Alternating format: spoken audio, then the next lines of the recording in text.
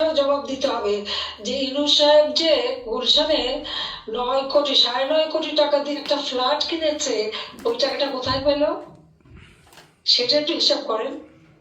সারা বিশ্বব্যাপী সে যে বিভিন্ন জায়গায় বিনিয়োগ করে হাজার হাজার কোটি টাকা রেখেছে, সে যে 666 কোটি টাকার তার ইনকাম ট্যাক্স, সেই ট্যাক্সের রায়টা হওয়ার কথা ছিল 6 তারিখে।